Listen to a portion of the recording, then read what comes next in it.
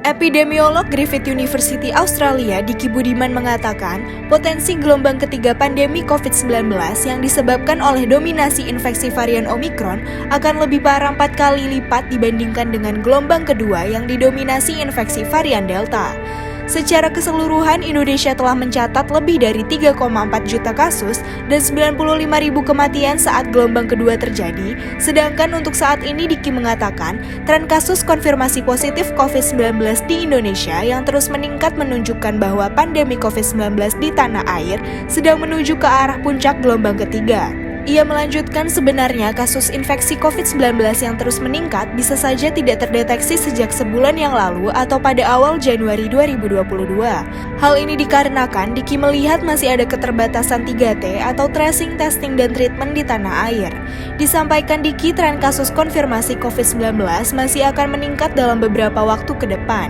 Jika tren peningkatan kasus COVID-19 ini meningkat di daerah yang cakupan vaksinasinya masih rendah, maka resiko kesakitan dan kematian akibat infeksi COVID-19 varian apapun juga akan meningkat. Dengan adanya gelombang ketiga yang didominasi oleh kasus infeksi Omicron, sulit untuk mencegah adanya kasus infeksi yang bahkan akan lebih besar dari kasus infeksi Delta.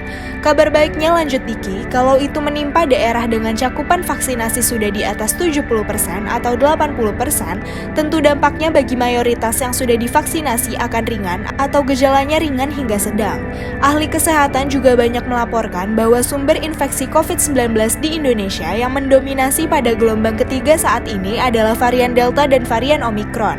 Untuk varian Omicron, penularannya disebutkan 4 kali lebih cepat dibandingkan varian Delta, tapi sebagian besar pasiennya memiliki gejala yang ringan. Diki menjelaskan, meskipun benar gejala ringan infeksi Omicron ini bisa berdampak baik karena tidak membutuhkan perawatan intensif di rumah sakit dan cukup dirawat atau isolasi di rumah saja, jangan terlalu senang dan lantas abai dengan proteksi diri.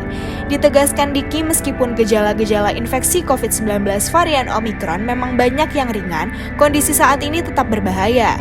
Terlebih jika yang terinfeksi adalah orang yang belum pernah divaksin COVID-19 dan memiliki komorbid tidak terkontrol, maka gejala infeksi Omicron akan cenderung berat bahkan kritis serta menyebabkan kematian.